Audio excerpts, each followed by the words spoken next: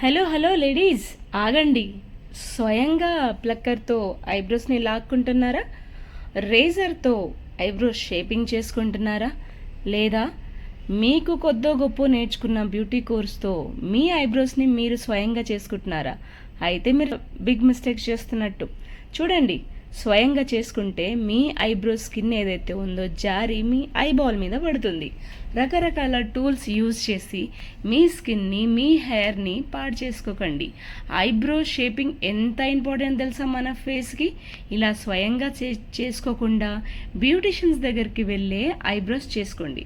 Beauticians మీకు ఇలా స్కిన్ని టైట్గా పట్టుకోమని చెప్పి తను స్వయంగా బ్యూటిషియనే చేస్తుంది కాబట్టి మీ ఐబ్రో షేప్ ఎప్పుడు జారకుండా టైట్గా ఉంటుంది.